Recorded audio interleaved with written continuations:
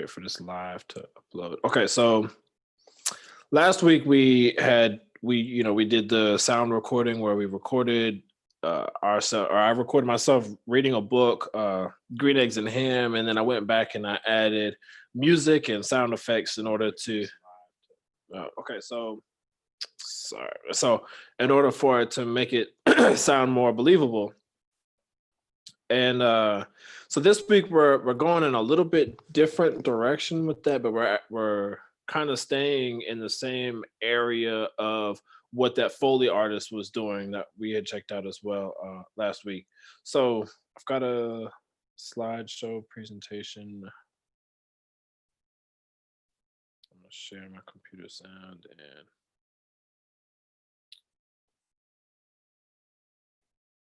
there you can everybody see my screen? Let me know if you can't see the screen. So for this lesson in particular, I'd highly recommend if you don't have headphones that you get headphones. It's okay if you don't have headphones, but for the experience that is going to happen in some of the videos that we're watching, headphones are highly recommended. All right, so the skill sets that we're developing in this project in today's lesson is active listening, which everybody in here has actually already done and had a little bit practice with. But active listening, to be specific about what it is, the definition here, listening is not something that just happens, that is hearing. So at any time that sound is happening, we just hear it. But listening is an active process in which a conscious decision is made to listen to and understand. So anytime that we're active listening, as both Zai and Andrew, you are doing now, where when you're listening to me for understanding. You're listening to me to know that you understand what I'm saying versus my voice just being a sound that's in the background, kind of like background music or something. And the next sentence is a very important one to keep in mind. And this says active listening is a skill that can be acquired and developed with practice. However, active listening can be difficult to master and will therefore take time and patience to develop.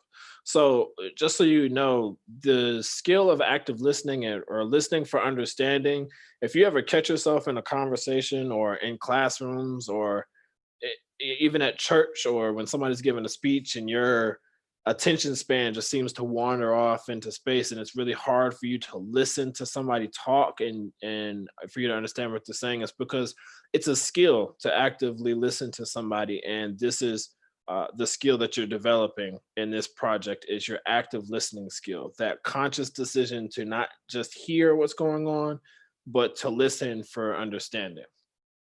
Okay. So what is a soundscape? So I know the definition is right in front of you, but just taking apart the word soundscape and what that actually means. So everybody's familiar. We'll take the first half of the word sound. We're familiar with the word sound. We know what sound is. You know, everybody has heard sounds, but that word scape, that's a little tricky, a little bit. So for me to connect it in my mind when I'm thinking about it, I think about landscape. And landscape is everything that you can see within a given area. So for you, for example, you might walk into your front yard and everything that you can see to the right, all the way to where you can see down the street to the left. That's the landscape, where things are placed in the whole scope of the land. So if I was looking at my landscape, I can see down this direction another house, or across the street is a field, or right in front of me are bushes and flowers, where things are placed within that scape. So if that's what a landscape is, when we bring back to this word soundscape, it means the exact same thing, but instead of what we see, we're thinking about what do we hear. So within a given area, so this could be a specific room, this could be a classroom, a gymnasium, a swimming pool, indoor swimming pool. This can be outside, again, your front yard, your backyard. This could be a nearby playground. This could be a skate park. This could be a baseball game. So When we're thinking soundscape, we're thinking any given sound within a specific area. Okay. So I'm gonna say it again. Any given sound, wherever it may fall within an area. But the definition that we've got, that's the more textbook definition that we have, is a soundscape is a sound or combination of sounds that forms or arises from an immersive environment. The study of soundscape is the subject of acoustic ecology or soundscape ecology. Okay, so that's just your more textbook definition. But again, if you're thinking about the word, just break it down: soundscape. Okay. Give me a second and I'm going to pause my live feed.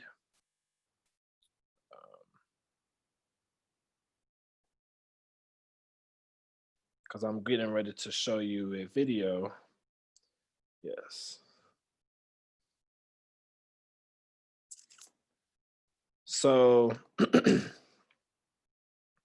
one. This one. This is this gentleman right here that we're about to watch a video of. And again, if you have any questions or anything, you can drop them in the chat or just interrupt me. But the gentleman we're about to watch a video with, his name is R. Murray Schafer. So if it helps, I think of shave like Murray shaving cream, R. Murray Schafer, like R. Murray Shaver. I don't know if that helps, but his name is R. Murray Schafer. He's a composer. So he actually writes music for films. He does film, but he writes music overall, but he's a composer. And he's talking about if you take the moment to stop and actively listen about all of the sounds that you can end up hearing and how that affects his music writing and how that affects how he perceives the world actually. So again, send me a message or holler at me if you can't see or hear the video. And here we go. In all directions. I think if you listen carefully, your life is enhanced. I think it becomes much more interesting. It's the same as looking carefully. If you can use your senses properly, and in art we try to get people to use their senses, to listen carefully, to look carefully at things, that enriches your life.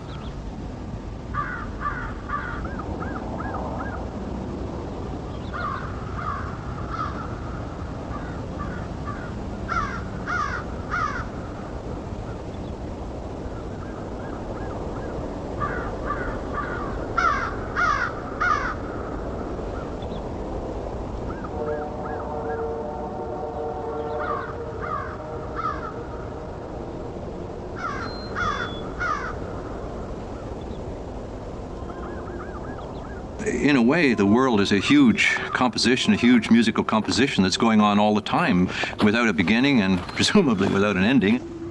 We are the composers of this huge, miraculous composition that's going on around us, and we can improve it or we can destroy it. We can add more noises or we can add more beautiful sounds. It's all up to us. In other societies, one had to exercise one's memory for sounds. There were no recordings. Every sound committed suicide, you might say, and would never be heard again, not exactly the same way. And in some ways, that made people more perceptive and more considerate of the soundscape that they were living with. They were more moved by it because it was living all the time around them. If you have an original sound and then you put it through a microphone and distribute it through loudspeakers, you can multiply that sound by millions of times. So we're living in a kind of dreadful time in which we have sound overkill, and that's a real problem. So one thing we might think of doing is to begin to reduce the number of sounds in our life. A real sound, of course, is absolutely unique. It has an excitement about it and probably an authenticity, a fidelity that will never be achieved by recordings. But what you're hearing now is not real sound. My voice isn't coming from me. It's coming from sounds that were made a long time ago. And what happens if my voice stops? What do you hear then?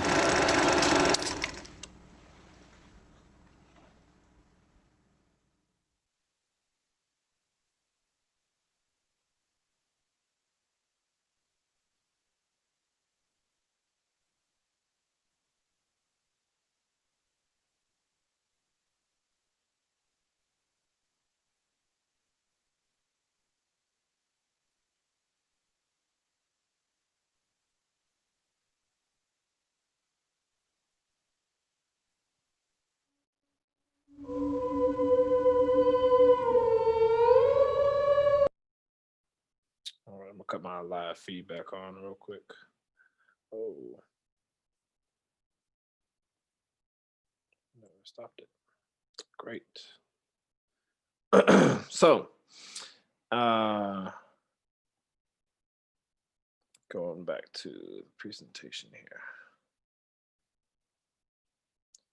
All right, so now we're going to take 2 minutes. I'm going to give you 2 minutes. We're going to take and think and reflect on what we just watched with R. Murray Schafer. Okay.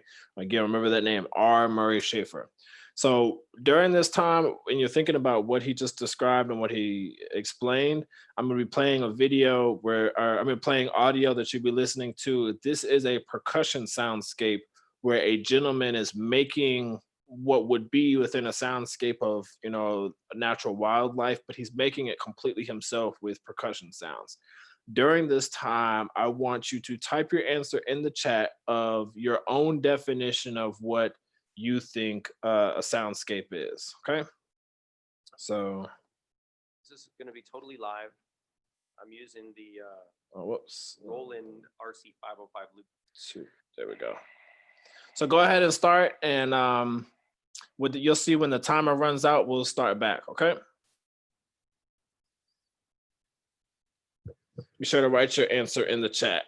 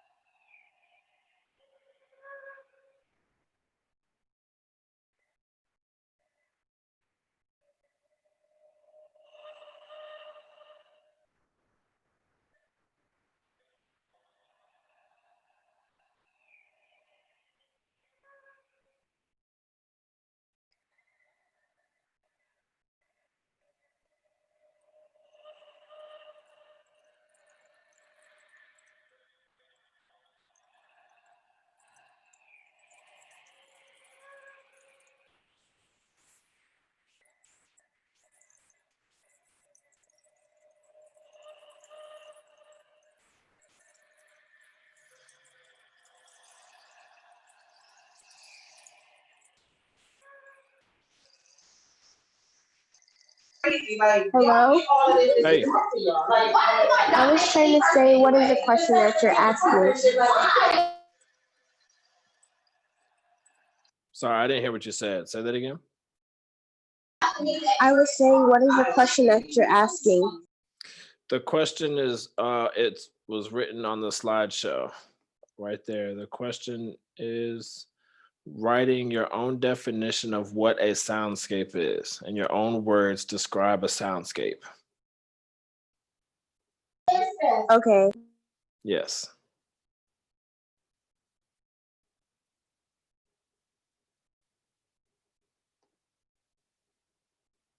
So I'll give you another 30 seconds or so.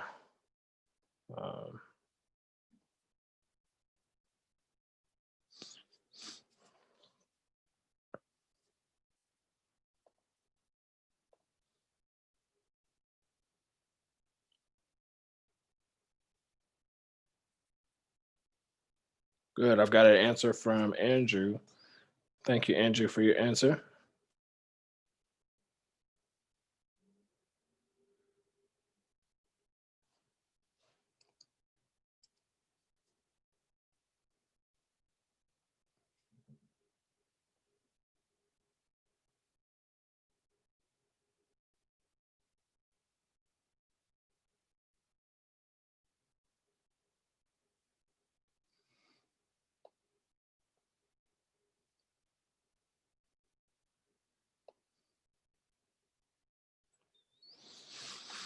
Naomi Zad, do either one of you have an answer what a soundscape is to you?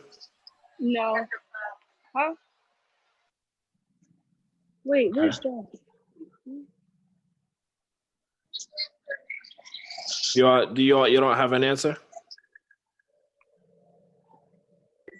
I typed my answer in the chat. Say it again. I typed my answer in the chat. Oh, I see it now. Okay, gotcha. Thank you. So far we've got sound that is used to create an environment or enhance an existing environment, and we've also got a tool used to enhance sound. So I'm glad I asked this question because I just want to clarify. So a soundscape is the sounds that organically exist within a given area. So when I say organically, I mean that it's not being reproduced by a human being or being made within a digital computer.